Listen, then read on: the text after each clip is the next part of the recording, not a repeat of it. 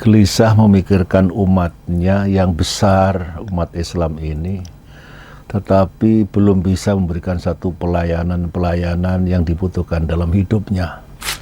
Yayasan ini hadir dan lahir sebelum ada IBHI di Indonesia.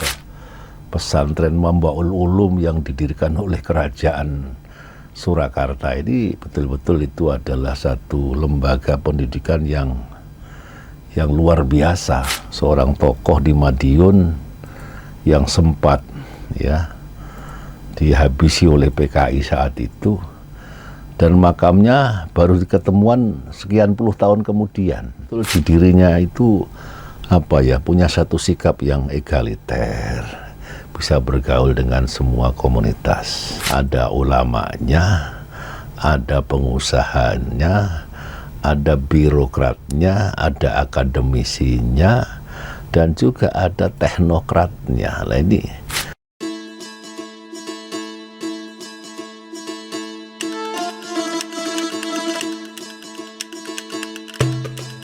Assalamualaikum warahmatullahi wabarakatuh. Waalaikumsalam warahmatullahi wabarakatuh. Alhamdulillah.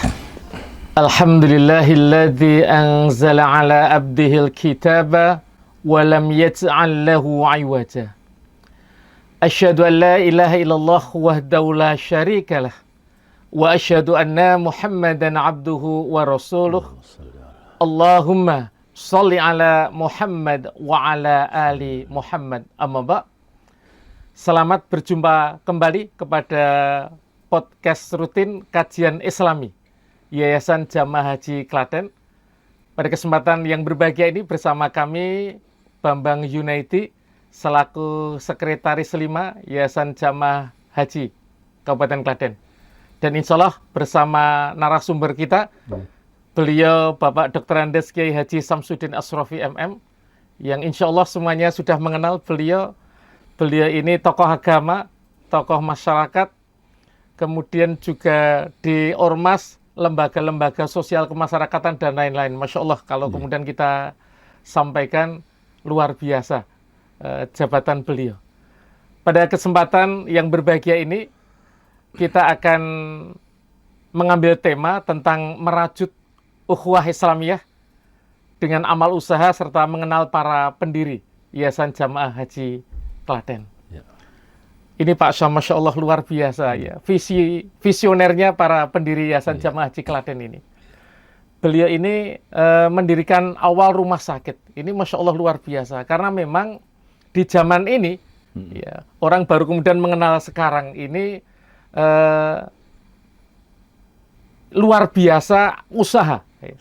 Jadi usaha yang luar biasa atau memang peluang usaha ke depan, itu sampai ke depan. Itu adalah rumah sakit, kemudian pendidikan, serta yang berjejaring. Jadi semuanya yang berjejaring, sekarang juga sudah ada rumah sakit yang berjejaring dan lain sebagainya. Ini peluang usaha yang Masya Allah luar biasa. Dan kemudian beliau itu sebagai pendiri yang visioner yang luar biasa. Jadi Masya Allah, dan sampai sekarang nanti bisa disampaikan oleh beliau Pak Kiai untuk menyampaikan tentang sejarahnya. Dan Masya Allah beliau juga sebagai penyusun buku. Jadi Yayasan Jamaah Haji Kabupaten Klaten tentang sejarah dan strategi manajemen ukhuwah.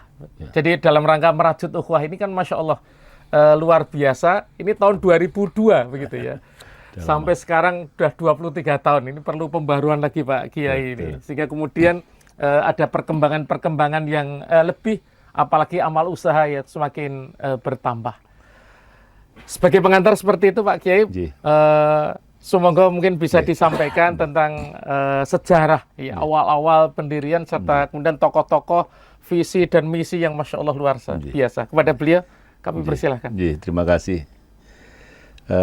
Assalamualaikum warahmatullahi wabarakatuh. Waalaikumsalam warahmatullahi wabarakatuh. Bismillahirrahmanirrahim. Alhamdulillahirabbil alamin. Wassalatu wassalamu ala asyrafil anbiya'i wal mursalin. Sayyidina wa maulana Muhammadin wa ala alihi wa sahbihi ajmain. Amma ba'du. Saudara-saudara kami, masyarakat dimanapun panjenengan semua berada, terutama kaum muslimin dan muslimat. Kesempatan ini akan saya sampaikan satu kegiatan peradaban Islam yang ada di Klaten. Jadi tahun-tahun sekitar ya 65 lah sampai tahun 70-an 5 itu, setelah terjadi peristiwa besar saat itu yang semua kita sudah tahu, peristiwa 65, tokoh-tokoh Islam yang ada di Klaten ini sempat gelisah memikirkan umatnya yang besar, umat Islam ini, tetapi belum bisa memberikan satu pelayanan yang dibutuhkan dalam hidupnya. Apa itu pendidikan, apa itu ekonomi, apa itu kesehatan, dan seterusnya. Kegelisahan itu lantas menguat terus ketika tokoh-tokoh itu lantas tunaikan ibadah haji ke Mekah bersama tokoh-tokoh yang lain. Lah, mereka semua ketika tunaikan ibadah haji di Makkah, berziarah pada kuburan Nabi Muhammad di Madinah itu, setelah pulang terinspirasi. Umat yang besar tetapi kita hanya terbatas sekali bisa melayani umat yang besar itu dalam berbagai bidang. Maka mereka sudah mulai berkumpul, bertemu, bersilaturahim. Meskipun niat awalnya bagaimana lantas para tokoh yang haji ini ingin menuangkan gagasan, pikiran, atau juga pergolakan pikirannya tentang umat tadi. Maka dari situlah mengerucut satu kesepakatan para tokoh tadi, pentingnya mendirikan sebuah lembaga namanya Yayasan Jamaah Haji Kabupaten Klaten. Yayasan ini hadir dan lahir sebelum ada IBHI di Indonesia. Jadi betul-betul genuine ya, orisinal pikiran tokoh-tokoh di Klaten ini. Kebetulan tokoh-tokoh ini banyak sekali sebenarnya yang tergabung dalam kegiatan-kegiatan perkumpulan pertemuan haji ini. Hanya banyak tokoh tadi itu terrepresentasikan 7 orang. Yang 7 orang itu setara notariat lantas mendaftarkan diri ke seorang notaris yang sangat terkenal di Klaten, yaitu Pak Subekti. Saat itu adalah notaris yang terkenal itu Pak Subekti. Ingin mendirikan sebuah yayasan. Lah siapa saja itu 7 orang itu yang representasi dari banyak orang yang ada di Klaten itu direpresentasikan dari profesi masing-masing atau organisasi induk maka masing-masing. Ada yang dari kalangan Nahdlatul Ulama, ada yang dari kalangan Muhammadiyah, ada yang dari kalangan pengusaha, ada yang birokrat, ada yang teknokrat, dan ada juga yang politisi sekaligus akademisi. Lah, kelengkapan representasi ini yang menjadikan yayasan ini lahir dengan semangat yang memang luar biasa, dimengerti kemudian oleh generasi penerus seperti saya dan Mas Bambang ini, betapa tokoh-tokoh itu punya visi yang sangat jauh ke depan tentang kepentingan ormas Islam atau lembaga-lembaga keislaman itu bisa melayani umatnya dengan sebaik-baiknya. Lah, satu tokoh itu namanya adalah Kiai Haji Amir Maksum. Beliau itu adalah seorang birokrat tapi sekaligus seorang ulama ya. Pendidikannya memang bukan pendidikan tinggi, tapi saat itu seorang ulama yang belajar di sebuah pesantren Mambaul Ulum yang didirikan oleh kerajaan Surakarta. Ini betul-betul itu adalah satu lembaga pendidikan yang luar biasa, diasuh oleh ulama-ulama dan ilmuwan yang memang terpilih. Yang kedua juga mereka juga merepresentasikan pikiran-pikirannya itu senantiasa berpikir ke depan. Di samping itu Kiai Haji Amir Maksum itu juga seorang birokrat ya, kepala Kementerian Agama saat itu. Jadi dua kapasitas ini melekat pada dirinya. Dia dikenal sebagai ulama sekaligus dikenal sebagai seorang birokrat yang kebetulan saat itu juga memimpin ormas Islam yang namanya adalah Persyarikatan Muhammadiyah. Ya, terus kedua ada tokoh yang pendidikannya ya setingkat lah, bukan pendidikan tinggi, tapi tahun-tahun itu orang bersekolah di lembaga itu betul-betul tidak banyak orang. Namanya adalah Kiai Haji Muhammad Husnun HS.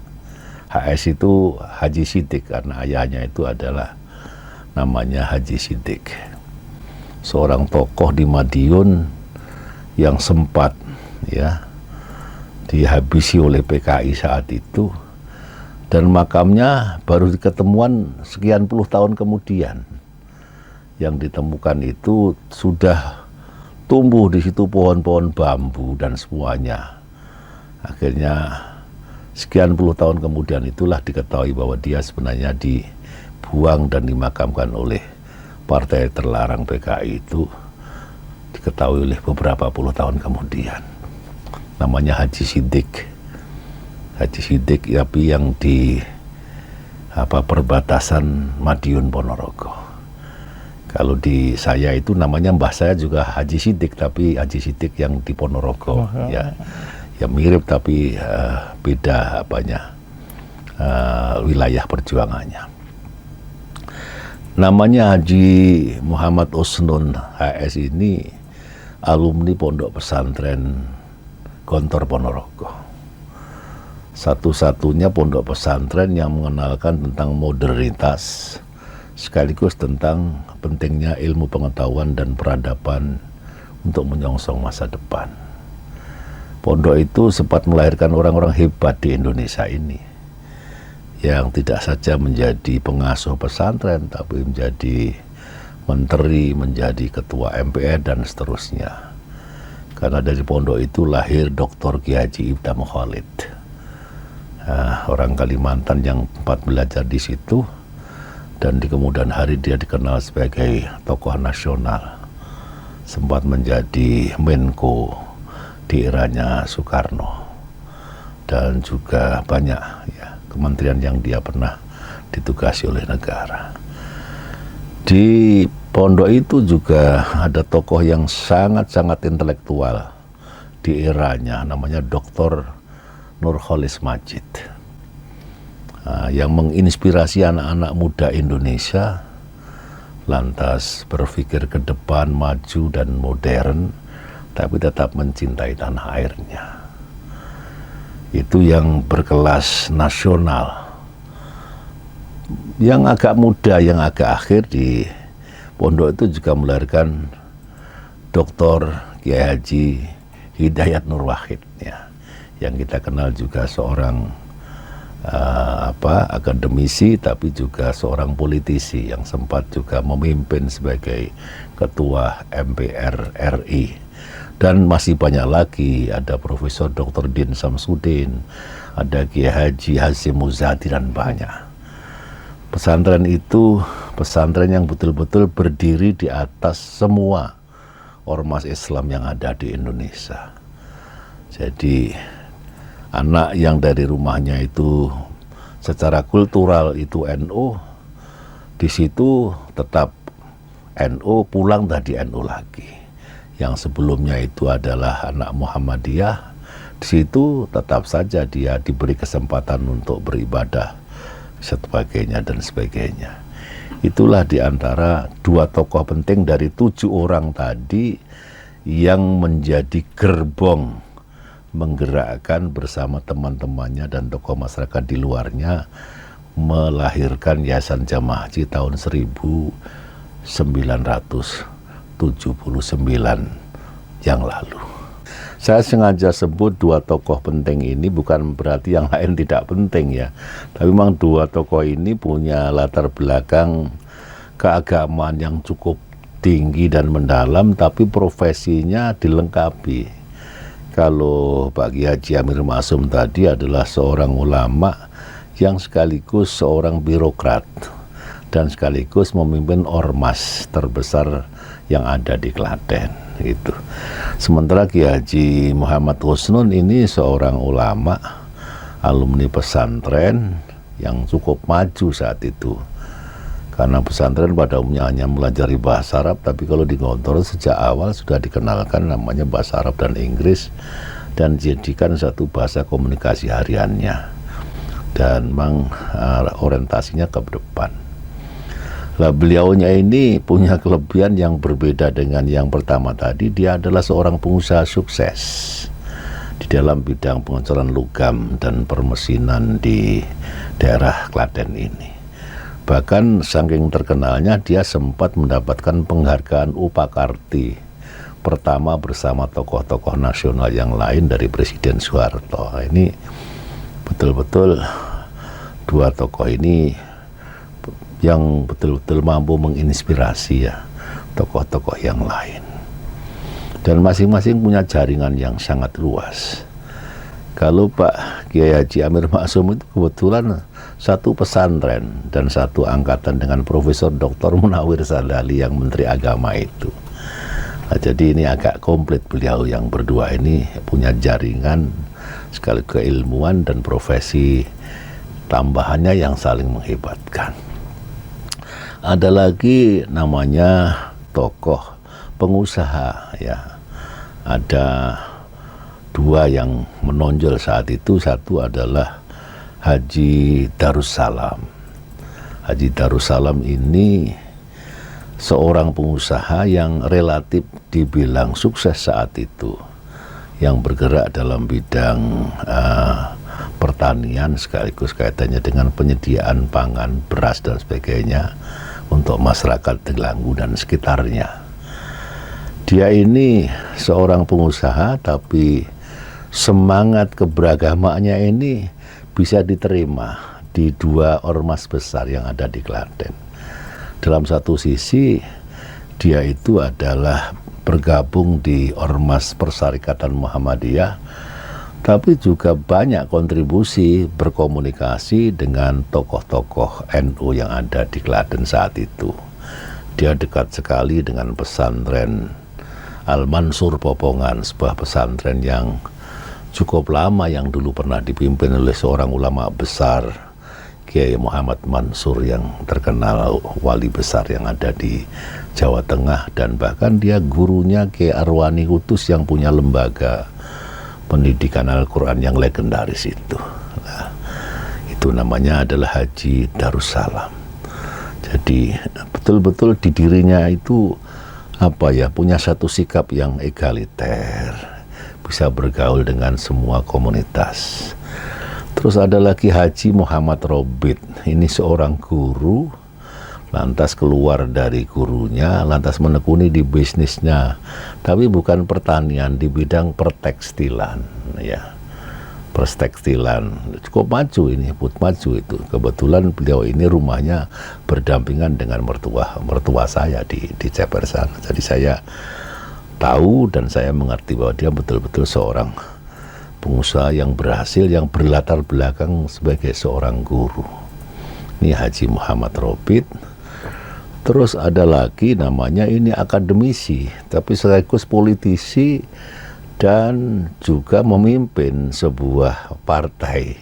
Namanya adalah Dr. Andes Kiai Haji Badruzzaman Harsono. Saat itu luar biasa. Saya datang di Klaten ini 1984, dia sudah menjadi tokoh sentral di politik itu. Karena politik di era Orde Baru itu kan hanya ada Golkar, ada PDI dan ada P3. Nah, beliau ini adalah seorang tokoh yang memimpin itu, tapi dia seorang akademisi. Karena dia kalau tidak salah juga menjadi pimpinan sekolah tinggi yang ada di Klaten yang dikelola oleh Muhammadiyah itu Pak Badruzzaman Harsono.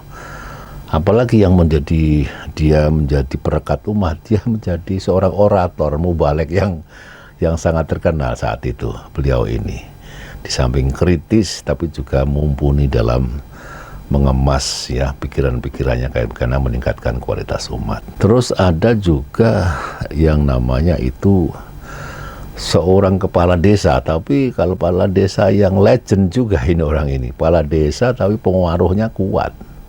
Ya, namanya Haji Marzuki Mahdi. Karena apa jadi kuat? Karena dia tidak hanya sekedar kepala desa, tapi juga seorang bisnismen, pengusaha. Bekas-bekas pabrik besarnya masih ada sampai sekarang ini. Saat itu juga bergerak di bidang pertekstilan itu di samping usaha yang lain. Ini termasuk kepala desa yang sangat berpengaruh di Klaten saat itu. Dan ada lagi yang namanya adalah Haji Sugianto BA. Lah Haji Sugianto BA ini memang di dalam sejarah yang saya dalami, dia salah satu aparatur pegawai pemerintah di Kementerian Agama. Dia dikenal oleh masyarakat luas ini adalah meskipun bukan memimpin puncaknya, tapi seorang yang mampu mengelola organisasi secara baik. Artinya dia mampu mendokumentasikan, mewujudkan organisasi itu menjadi tertib ya, gitu. Namanya Haji Sugianto. Itu pernah menjabat yang tertinggi ya. Saat itu adalah semacam kasih haji begitu, beliau di bawah kepemimpinan Haji Amir Maksum. Jadi betul-betul komplit para pendiri ini, ada ulamanya, ada pengusahanya, ada birokratnya, ada akademisinya, dan juga ada teknokratnya. Nah ini luar biasa orang-orang ini.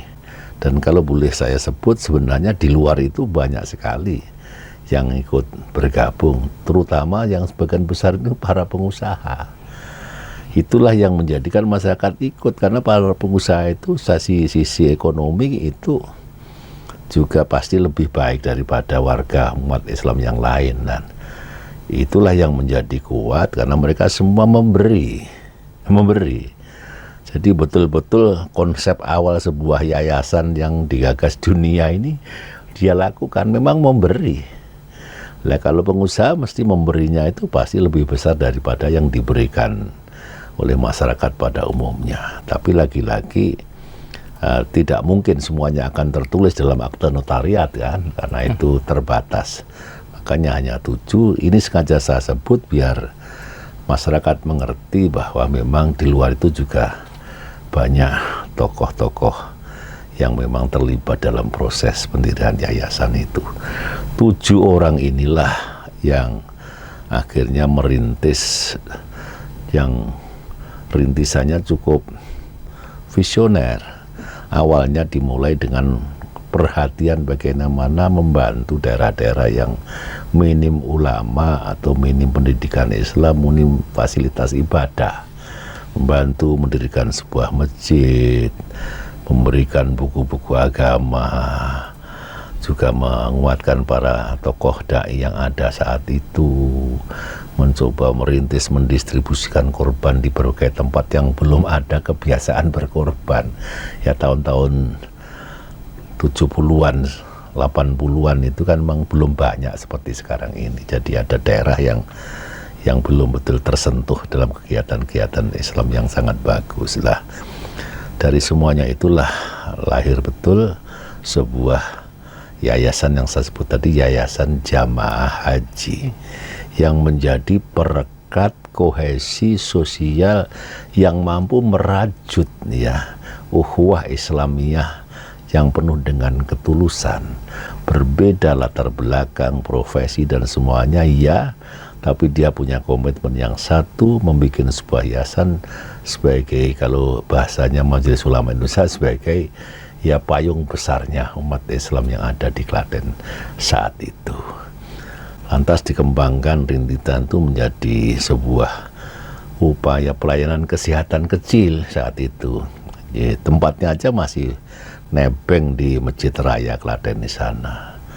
Ada beberapa dokter yang secara sukarela dia mewakafkan dirinya untuk membantu itu. Pada jamaah yang hadir di situ butuh pelayanan kesehatan sederhana. Di situ didirikan satu klinik ya, namanya klinik pelayanan kesehatan bagi pengajian jamaah Masjid Raya. Dari situlah mulai mengembang menjadi sebuah rumah sakit. Orang masyarakat mengenalnya Rumah Sakit Islam Klaten, begitu lah. Itu didirikan itu pada tahun sekitar 1986 lah.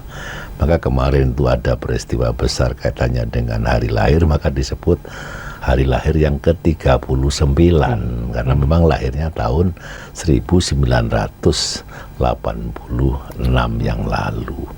Dari rumah sakit yang sangat sederhana, peraturan rumah sakit tidak seperti sekarang.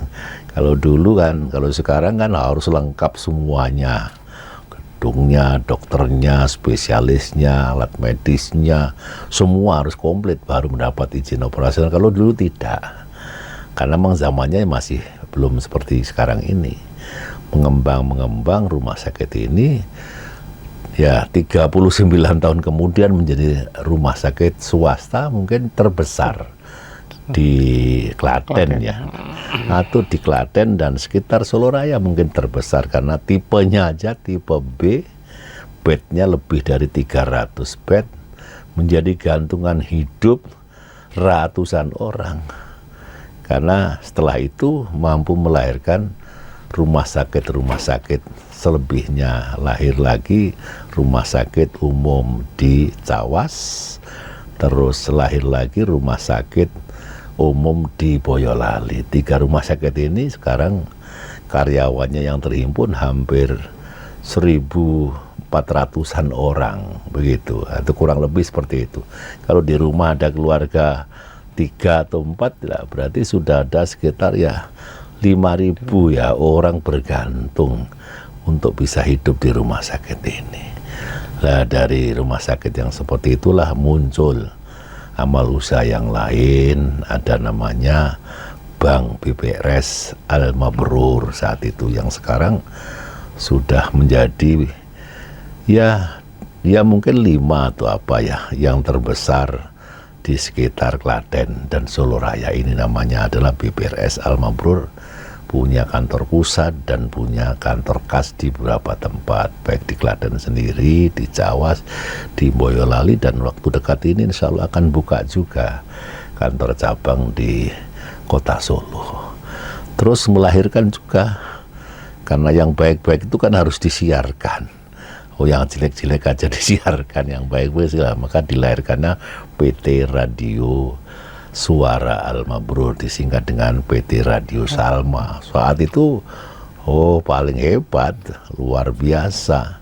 Sampai sekarang juga masih hebat sebenarnya, tapi karena teknologi berkembang terus ya, tentu kompetisinya semakin ketat. PT Radio Salma ini di lingkungan Solo Raya ini luar biasa. Inovasinya, informasinya, dan itu lagi-lagi jaringan amal usaha ini saling memperkuat semua visi misi dari yayasan itu. Ini Masya Allah, jadi luar biasa. Jadi awal perkembangan perjuangan beliau-beliau dengan kepengurusan yang lain, dengan sumber daya yang terbatas, tetapi Masya Allah bisa berkembang sampai bisa menghidupi sampai 5.000 yang ketika di Pak Kiai. Pak Kiai, jadi menyampaikan tentang pendiri, kemudian kegiatan amal usahanya. Ini kan perencanaan ke depan, kita tantangan yang luar biasa Pak Kiai, apalagi era sekarang begitu ya. Era digital, era kesehatan juga sama, persaingan juga luar biasa begitu. Ini ada core bisnis, jadi bisnis utama di yayasan ini kan rumah sakit. Boleh jadi mungkin ada hal-hal yang bisa Pak Kiai sampaikan tentang perencanaan ke depan begitu. Termasuk kemudian kita kan juga ada amal usaha baru sekolah begitu ya.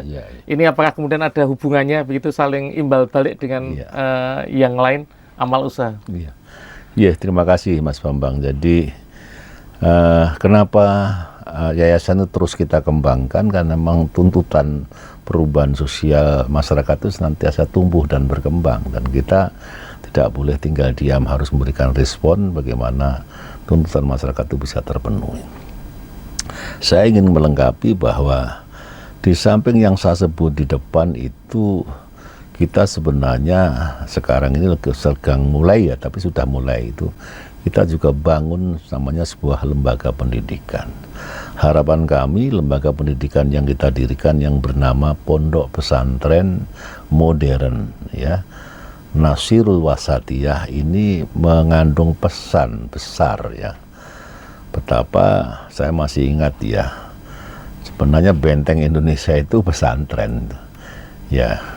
Dulu ada Menteri Agama Jenderal namanya Alam Sahratu Prawira Negara, itu sempat mengatakan, sepanjang masih banyak pesantren di Indonesia hidup dan kuat bersama para tokoh-tokoh kiainya, itu Indonesia insya Allah aman, karena benteng terakhirnya Indonesia dan umat Islam itu adalah pesantren lah. Itu termasuk juga pesan awal atau misi awal yang ada di dalam anggaran dasar Yayasan Jamaah Haji ini. Hanya dulu masih bentuknya bukan apa ya, tapi namanya adalah bidang pengembangan ilmu dan dakwah begitu.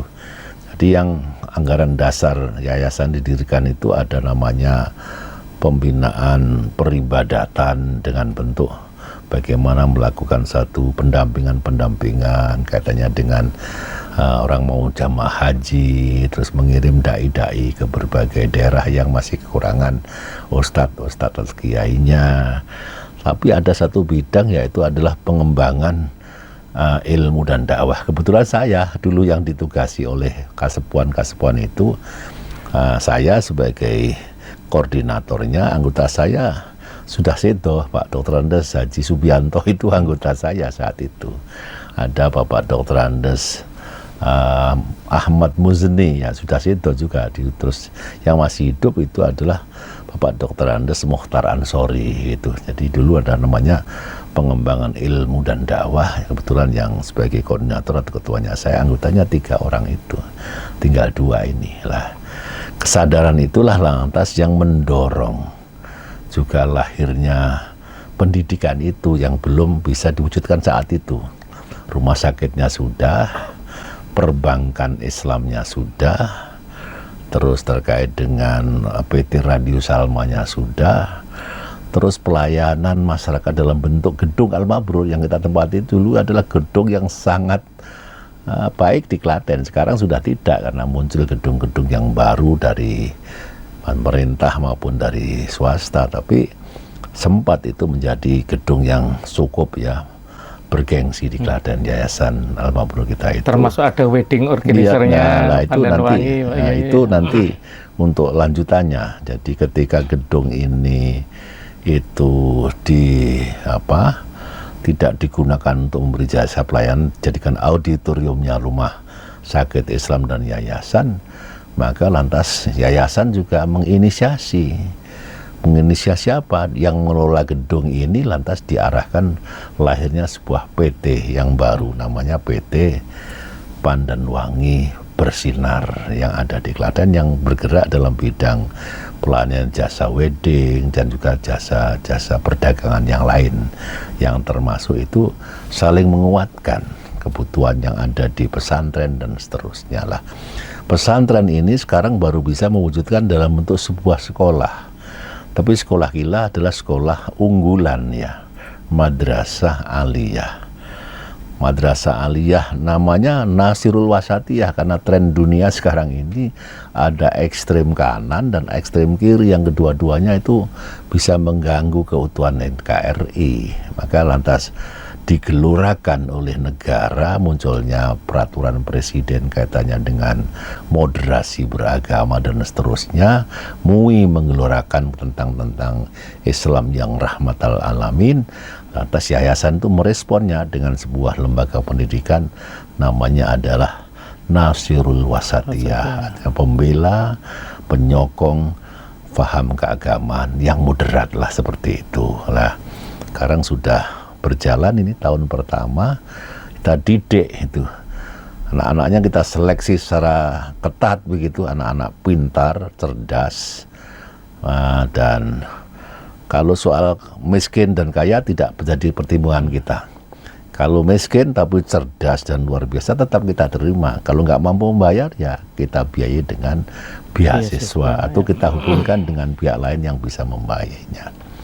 Itu namanya pondok pesantren modern dengan kegiatannya satu adalah madrasah aliyah cendekia nasirul wasatiyah. Kenapa ada kata-kata cendekia? Karena kami ini kerjasama dengan madrasah aliyah negeri Insan Cendekia Serpong yang diinisiasi oleh Profesor Dr. B.J. Habibie itulah. Mohon doanya, mohon dukungannya secara umat Islam dan masyarakat di Jawa Tengah atau di Indonesia itu bisa menguatkan pendidikan yang kami rintis ini. Nah, kedepannya seperti yang ditanyakan oleh Mas Bambang, apalagi kira-kira yang dipikirkan oleh yayasan? Mohon maaf, kebetulan sekarang ini pengurus yayasan mulai dari pembina, pengurus dan pengawasnya ini sudah mulai gabungan. Pendirinya sudah nggak ada semua, maka kayak saya itu generasi kedua. Lantas Mas Bambang ini generasi ketiga.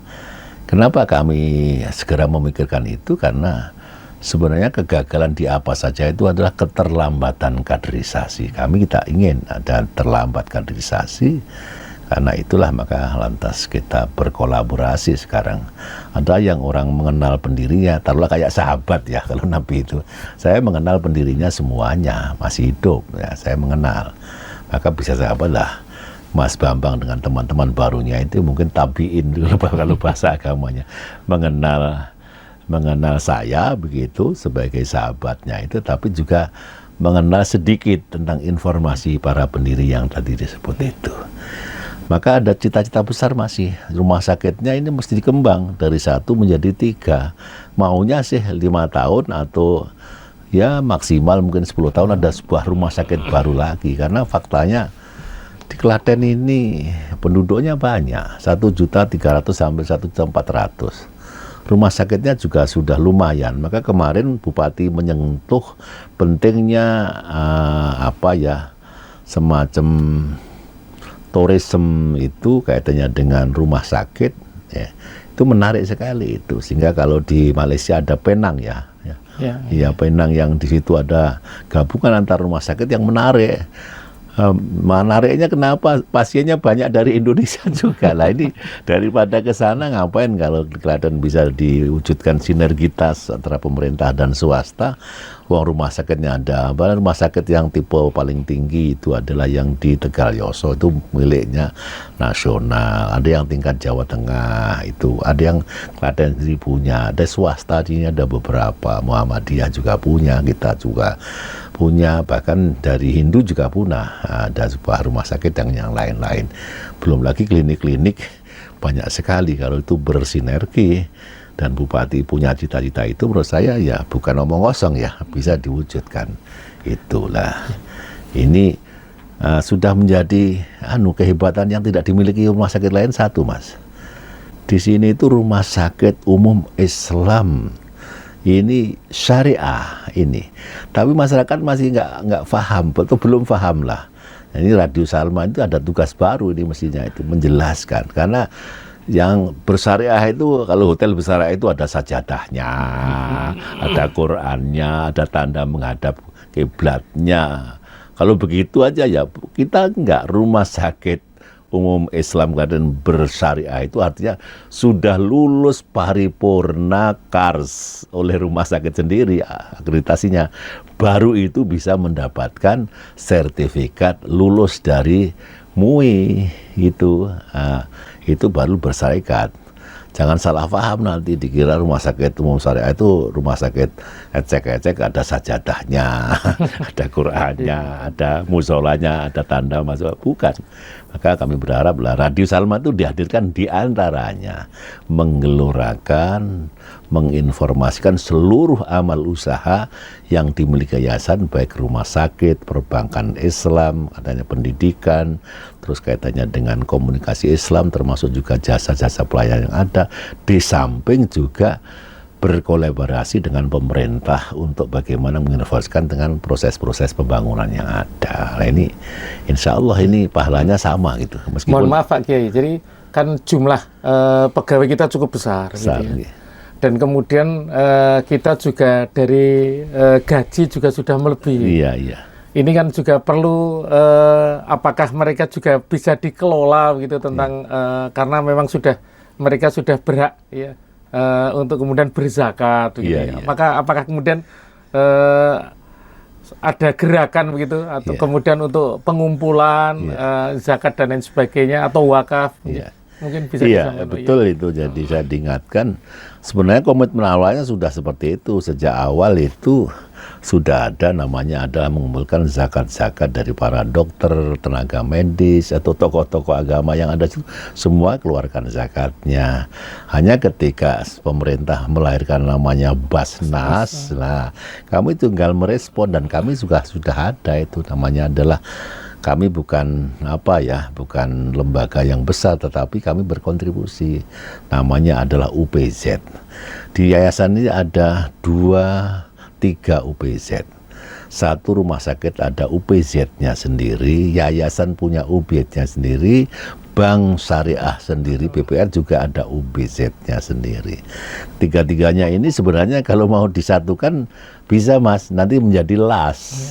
Karena sebenarnya untuk dananya sudah lewat, karena persyaratan LAS itu kira-kira ya sekitar 3 miliar. Insya Allah itu kita sudah lewat dari itu semua. Nah, itu betul Mas Bambang bahwa ini sudah kita lakukan dan kami harap ini nanti salah satu unsur ketua yang memang ditugaskan untuk mengembangkan zakat, wakaf. Bahkan wakaf uang sudah kita gelorakan melalui perbankan tadi dan kegiatan yang lain. Nah, termasuk pesantren tadi. Pesantren yang kita dirikan pondok pesantren modern itu juga tanahnya tuh wakaf dari Bapak Haji Mokhtar Harjo Taruno. Kalau dinilai uang ya mahal, jadi bisa angka 50 sampai 60 miliar karena tanah di situ kan meternya bisa 3 sampai 4 juta, kalau 1,4 hektar ya ketemunya jadi banyak lah. Ini diantaranya. Terima kasih Pak Kiai, dan Masya Allah ini masih ya. Jadi tadi yang disampaikan sekiranya kemudian bisa membentuk LAS itu kan juga jadi boleh jadi, mohon maaf, bisa jadi amal usaha begitu ya. Betul. Kemudian masih kita juga pengelolaan yang tanah wakaf yang cukup banyak, ini kan luar biasa. Jadi bahwa Masya Allah luar biasa ini, jadi dari founding father yang kemudian dari latar belakang yang berbagai macam, ternyata sekarang bisa memberi kemanfaatan yang luar biasa. Jadi ada sedikit sebenarnya. Kita sudah banyak berpartisipasi dengan program pemerintah. Pemerintah punya program RTLH. Kita juga berpartisipasi. Mungkin tidak hanya 10-20, mungkin hampir 100 rumah yang kita bantu lewat bantuan RTLH dari yayasan ini. Belum lagi bantuan-bantuan lain, pengobatan gratis, bukan bantuan-bantuan lain, bentuk adalah lewat LAS-nya atau lewat UPZ-nya. Itu banyak sekali yang kita bantu pada masyarakat itu, dan masyarakat merasa senang ya dengan kemajuan ini. Jadi yayasan ini betul-betul bukan yayasan bisnis, tapi yayasan sosial keagamaan yang punya amal usaha, dan keuntungannya adalah diantaranya satu untuk mengembangkan yayasan, kedua untuk memberikan satu pelayanan tentang kesetaraan di masyarakat. Termasuk bina lingkungan Pak. Dulu kan bantuan-bantuan dari uang zakat, sedekah ini kan banyak yang di lingkungan, dan artinya dengan adanya amal usaha ini juga akan memberi efek kebaikan kepada lingkungan, juga menggerakkan perekonomian. Sektor informalnya tumbuh. Semuanya tumbuh. Terima kasih atas kehadiran Pak Kiai pada podcast di hari ini, dan semoga apa yang disampaikan Pak Kiai memberi pencerahan ya, kepada para pemirsa memang yang luar biasa begini. Jadi ini memang perlu dijaga betul. Ini aset umat. Ya. Ya. Jadi tidak hanya aset ormas, perorangan, tetapi ini aset umat yang memang harus selalu dijaga karena memang tantangan ke depan luar biasa. Ya. Jadi insya Allah kita bismillah dengan niat yang baik, niat yang tulus, niat yang suci, insya Allah akan berkembang lebih baik dan kemudian memberi kemanfaatan yang baik kepada umat, juga bagi bangsa dan negara. Ya, Terima kasih dan mohon maaf kalau selama podcast ini banyak kekurangan, kami mohon maaf yang sebesar-besarnya. Assalamualaikum warahmatullahi wabarakatuh. Waalaikumsalam warahmatullahi wabarakatuh.